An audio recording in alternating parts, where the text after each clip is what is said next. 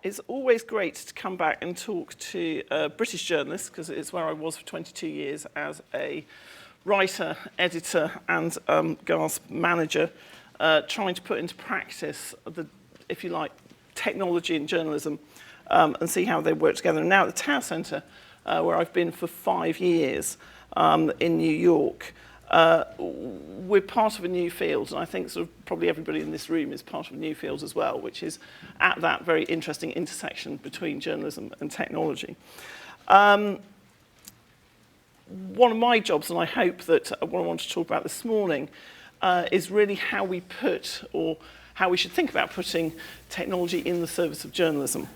I've given a couple of talks in the past 9 months here in the UK, and they've both been about the same thing, which is the relationship between Silicon Valley and journalism. It's going to be about the same thing again this morning. It's not just because I have made, as Alan Rusbridger, my old boss, said to me, a rookie error of promising to do too many speeches all at once, because he said then you have to think of different things to say. And I said, no, I'll just say the same thing over and over again. It's not just because of that, though there's a component of that. It's also because this, I think, is the dominant theme, certainly sort of in every publishing house in America at the moment. It's actually becoming a dominant theme in the search engine companies and the social media companies who are driving this change. So I just wanted to sort of talk a little bit about why that's happening and what I think the opportunities and the risks are. So let's have a look. So this is a bold statement, which I'm very happy to stand behind. So I think for the first time in 200 years, news publishers are now not in control of how news is created and distributed. So for me, and I think this is the biggest, if you like, this is the biggest shift in news publishing pretty much in the history of packaged media. I'm very happy for people to challenge that statement, but as I say to my students, I'm very happy for you to challenge it because I think I'm right. It's not unusual for us to have new technologies come along and us co-opt them for journalism. But we're not used in the news industry to having what we do, where we've sat on top of a distribution channel for public information, to actually be then a much smaller part of a much bigger ecosystem, which is driven by completely different forces. So that's the first thing. Why is this happening? My husband said, you're missing a slide here. And I said, no, that's my why is this happening slide. And then in a bid to get into my favourite magazine, Private Eye, I thought I would try the horribly extended analogy with an image I stole off the internet. I'm not apologising for stealing it off the internet, because I'm fairly sure they really altered things for journalists and publishers so rapidly, sort of within the last couple of years. This year will be the first time on record, I think, where people will read and watch more news on mobile devices than they would on desktops. I'm sure you've all seen this slide. Apologies for it being, probably those of you with eyesight like mine will not be able to read the small print. But this is a Kleiner Perkins slide, who are a Silicon Valley investment company. Every year, Mary Meeker, who is one of their partners, produces a sort of an Uber deck of about 400 slides on everything that's changing. This was the slide that says, look at the difference between the time spent on digital devices, time spent on mobile versus other digital devices. That thin green sliver at the top represents mobile, and the blue steady band underneath it represents desktops and what you might call static devices. So what you can see is that actually we're not losing time to the desktop use is not really being eroded yet, but all of this extra media time is coming through mobile telephony. And if you believe, as it were, that this trend is going to continue, already in 2015, year to date, 51% of that usage is now on mobile, and that's for the first time ever. So first of all, we know that phones are being widely used. And what this means is that the world is going from, if you like, the sort of the garden in which 1,000 flowers bloomed to the world of apps and limited access. So this is not actually a poorly photographed marriage equality umbrella. It's a pie chart produced by Forrester Research, which again came out a few weeks ago. And what it proves is, or what it looks at, is how 85% of time spent on smartphone it sees actually sort of a very few apps actually having the main use. So in other words, if you're not in the top 4 or 5 apps on somebody's phone, you're not really going to be used heavily. And if we look at the next slide, which is what percentage of that time is actually spent on news, sport and weather. I'm just making a sort of rash guess here and saying sport and weather is probably quite a high component of that 3%. It's about 3% of time. So, what we do know, though, is that social networking makes up for 14% of people's time on phones.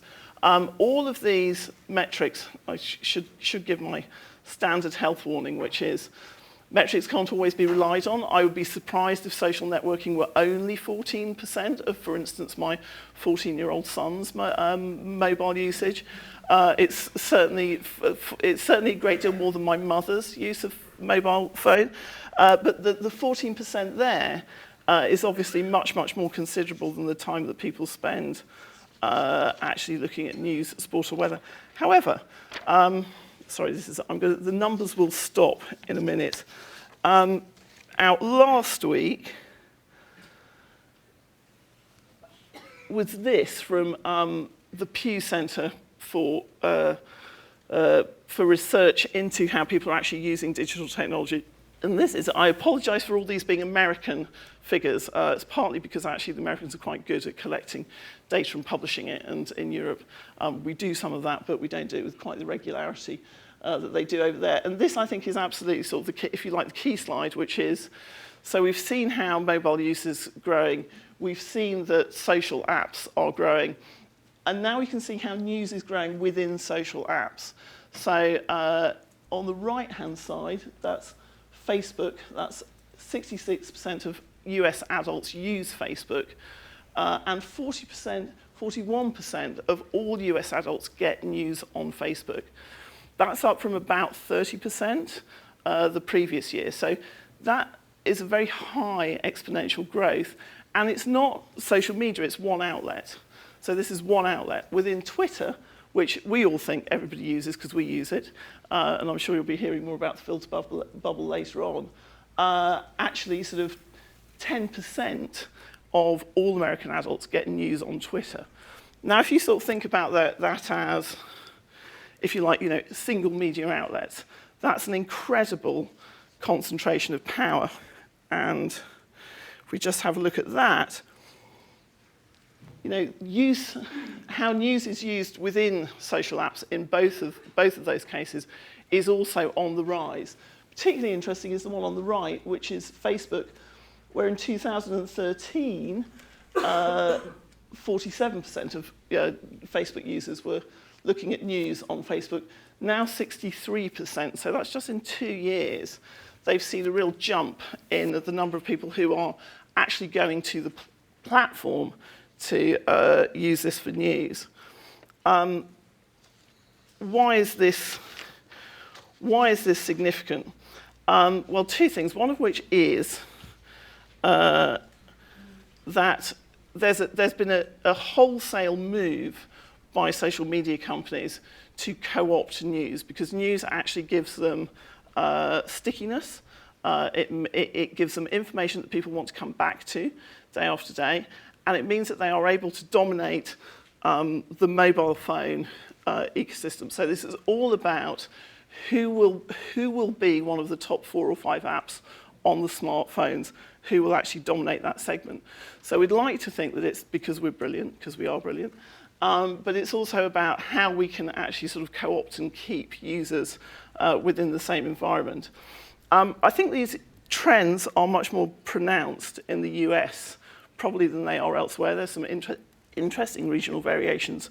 However, the message is incredibly clear, I think, if you're a news organisation, which is if you don't integrate yourself as closely as possible with the social web, and by the social web I mean 3 or 4 very big Silicon Valley companies. Don't forget that Facebook also owns Instagram, it also owns WhatsApp. If we just look at what I call the terror slide, which is how many active users each of these platforms has, and I could only fit the top 5 on there. Facebook owns 3 of those 5. LinkedIn and Twitter, there with pathetically low numbers like 300 million each. You can see that these numbers are far in excess of even the largest media outlet audience numbers. So if you don't integrate yourself in these apps, as you all know, you will miss out potentially on that kind of audience, which is difficult to come by.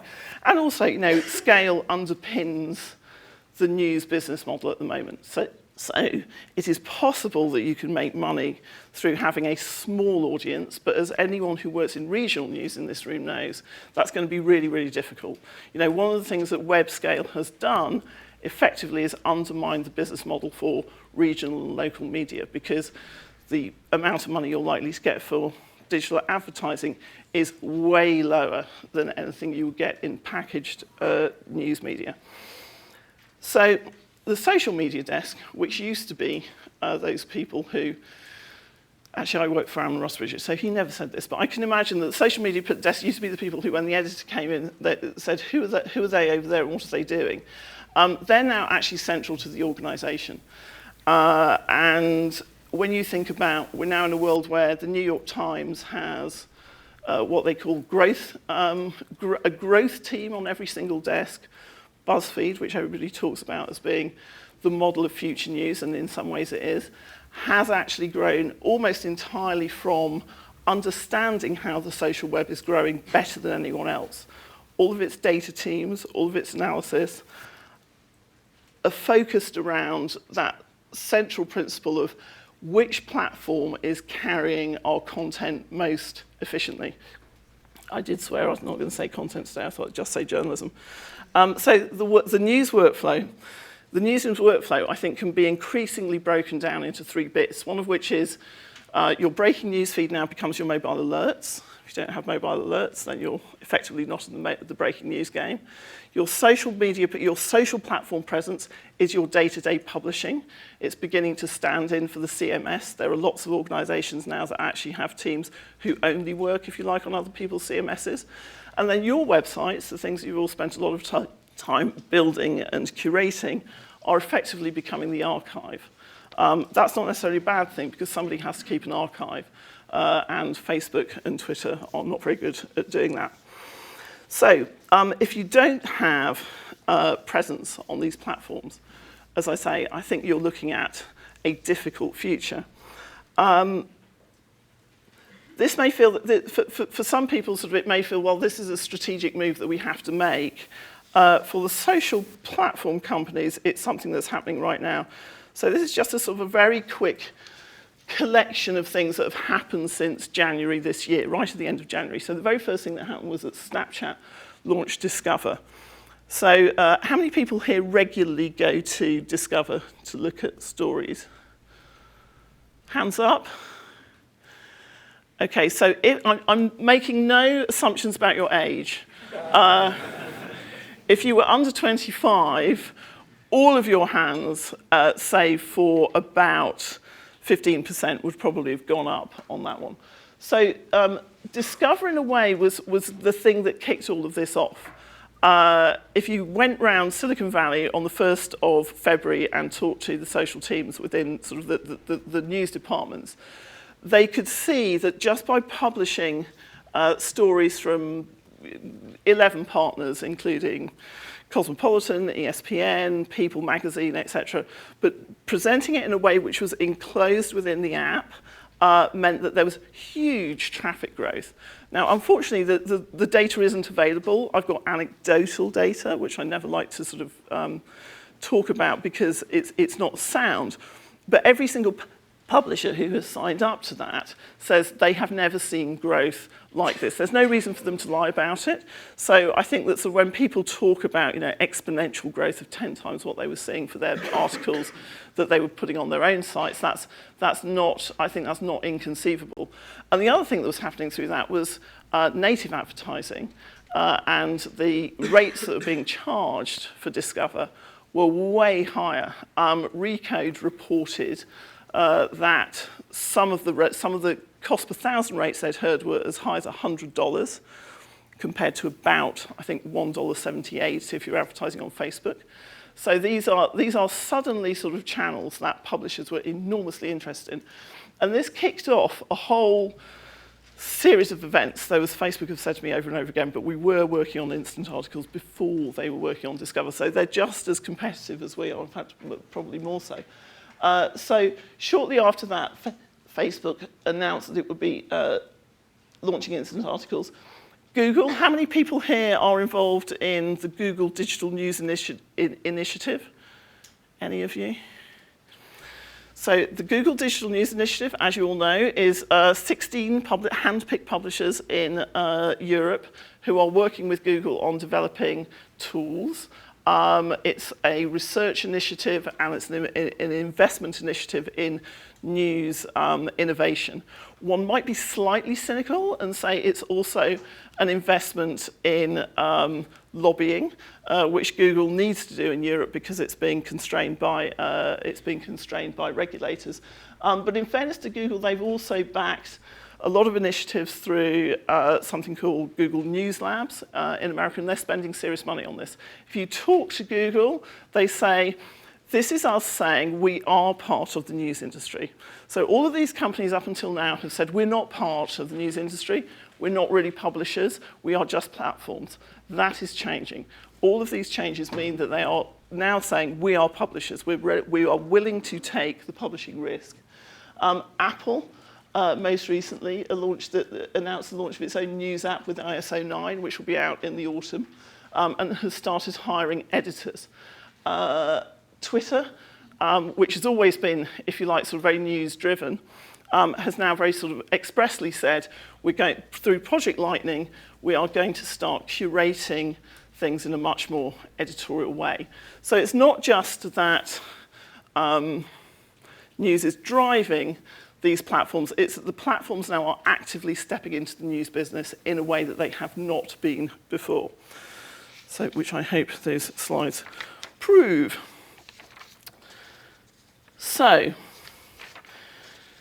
oh yes, and yesterday, sorry, I had an extra slide I added here. Sorry, this is the ugliest slide in the history of ugly slides.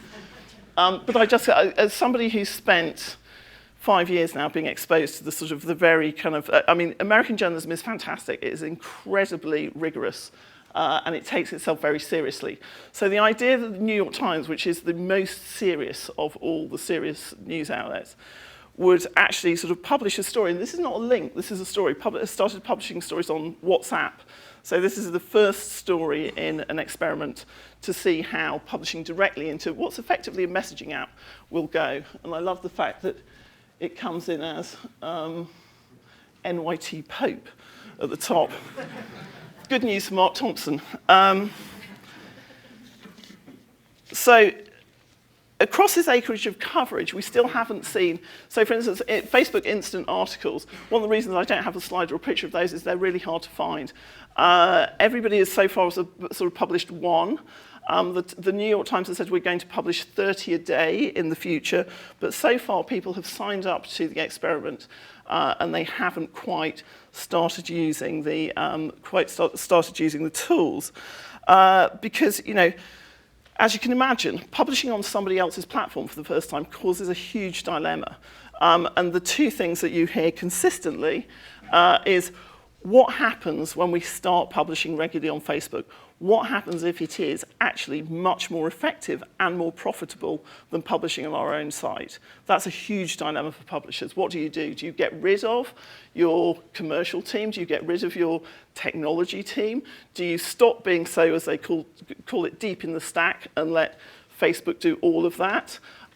Or Do you not publish so much? Do you think, well, we don't want to put so much power in the hands of third parties over which we have no control? The other thing that you hear all the time is, why haven't we been asked to publish through instant articles yet? So there's this sort of real kind of like, for the people who have been invited, they're worried about what happens when they finally sort of, unleash the beast. But for people who haven't been invited, the existential crisis, if you like, is much greater, which is what happens to us? Why are we not actually sort of on this platform? And obviously, there are great opportunities. So as we've seen through the figures, you're going to reach way higher audiences through association with social platforms if they're optimizing your journalism as well as they can. You have the awesome engineering power of the Snapchats, the Facebooks, the Googles, and it is awesome behind you, as opposed to your own awesome but much, much smaller technology team in your own newsroom. What it means for all of us, though, is that we're facing a sort of what I call great re-intermediation of the open web. And I think it'd be a very brave publisher who stood completely apart from that. So to say, we're not going to participate in any of this, we don't like the amount of control that we're giving over. That's a call which is I think it's almost impossible for commercial publishers to make unless you have a very specific business model, which is really about not being, if you like, a sort of a broadcaster or a widely distributed news brand, but being a much narrower one. The minuses are really significant. In a way, they're more significant. To some of us, I think they're almost more significant than the things that you stand to gain. Now, ultimately, whether these things work or not will come out we'll all be able to know whether or not we're making more money from associations with social platforms relatively quickly. But the things that we're going to lose, data, passed to users, archive. I keep mentioning the archive. It's not because I'm a huge fan of librarians, but it's one of the bits of publishing which is currently being forgotten, which is how do we know things happened in the past? How do we know that they haven't been changed? How do we know that the integrity of the metadata remains? How do we know that there won't be sort of link rot? How do we know that something won't be taken off a platform that we then can't find? And you've got panels coming along sort of later today which will focus on this. I think it's a huge issue. I don't think that actually, not having control over the data, not knowing how people are consuming news, not just on sort of an individual company basis, but on a broader industry basis, is a really significant issue. And what's more, Silicon Valley companies can protect it because it is, of course, the secret sauce that helps them make money. So, asking them to share data is like asking them to give you their bank details, which incidentally they won't do either. They may let somebody else access yours accidentally when they're not looking on a Sunday. The dilemma of how do we deal with the frenemies will, I think, devolve into two parts, one of which is the commercial part. And as I say, in some ways, that will solve itself. If this is financially advantageous to publishers, they will just do it. I have no doubt at all about that. But one of the things that I'm really sort of concerned about, and what I think it would be, it's great to be able to address this audience, because I think it's so important, which is what about the values of journalism which are not about reach and revenue? I'm concerned about these not because I think that Snapchat and Facebook, Google are intrinsically evil. I think that they're not. I think they genuinely believe that they can do a much better job of publishing than the publishing industry has done, and with some good reason. However, the reason that I'm concerned about it is because their core purpose is not journalism. It is a small part of what they do. And when I say, their core purpose is not journalism, what I mean is that they don't have to put transparency, fairness, holding power to account, thinking about what constitutes a public sphere, protecting sources, defying money, power, and sometimes even the law in the name of the public interest. That's what journalism should do every day.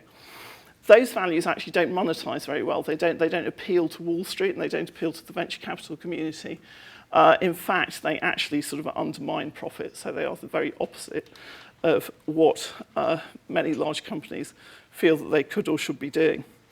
One of the reasons that we're looking at the relationship between social platforms and journalism so closely this year at the Tow Centre, and if any of you have ideas on that, please come and see me or my research director, Claire Wardle, who's on a panel later on today. Because as I say, we're launching a major research initiative into this relationship because we feel that it is, so important both in terms of revenue, but also in terms of practice, in terms of ethics, and in terms of what, if you like, we can help these neo-publishers with in terms of their own thinking about what's important for journalism. Other areas that I hope we'll touch on later today, like censorship, breaches of terms of use, copyright, etc. Everywhere you look, there's a publishing risk attached to this great new world of opportunity. As I say, I can't say don't do it because I think most people will, and I can't say it's a bad idea because I don't think it is. But I don't think it's a straightforward or clean relationship. I think it's going to be a very long and difficult negotiation that we go through. And what would be desperately sad is if we go through this phase of change for publishing with journalism weakened rather than strengthened, because really this should be an opportunity for us to come out with, if you like, better journalism. In one scenario, I can see the journalism community working within these platforms and with each other, crucially, to actually try and define what some of those key issues are, negotiating perhaps more kind of more closely together with these platforms rather than negotiating against each other. I know asking journalists not to be competitive is like asking, I don't know, a penguin to live in, I was going to say South Africa, but they do actually live in South Africa. And the other thing which I think is, and the last, if you like, sort of point I'm going to make about this, is that for people here, and I think there probably are people here who are technologists within newsrooms, this is sort of slightly alarming. Because you've been the future and now you may sort of move into being a cost centre, and this is worrying times. But I do believe that if the development and understanding of new tools and platforms for expression sits solely within Silicon Valley companies, as opposed to within the free press, as opposed to within civic technology, as opposed to within all of those other areas of the technology industry, and we are now a part of the technology industry, if it all sits in one specific place, then I think that that's a very bad news indeed. So one of the things that I really like to see come out of the realization that the world has changed is actually not a retreat from journalism working with technology or developing its own technology, but an acceleration of that. And just sort of, the last point on that, which is, because it's topical, and this is a news conference, there's a green paper out at lunchtime on the future of the BBC, which will scope out the future of that organisation. It's very disappointing. I may have missed some nuances. It's very disappointing from my point of view that in all the debate about the future of the BBC, its role in this world, in actually forming new standards, practices, platforms, technologies for a public good, to be of use to the public, is missing. And that's I think, incredibly unfortunate and actually has to be put front and centre, because if the BBC has a role in this, it has the same role that it had in the 1920s, which is to work out how do you connect people on a fair and accessible playing field. We do not want the new net neutrality to be access to Facebook instant articles. And as I say, I'll sort of wind up, I'll wrap up now. Here's a lovely picture of a happy marriage of, with an ancient cliche and a modern Snapchat icon. But there's no better place to start this than Britain. So, in America, we know a lot about technology, we know a lot about the publishing, but we don't know so much about the public sphere. And we don't know so much about kind of, if you like, the tradition of journalism which feeds into public service rather than profit. So if there's going to be a debate followed by, I hope, action and building, then Britain is a really great place to start it. And I'm afraid that it's all your responsibility, because I'll be going back to America. Anyway, thank you very much.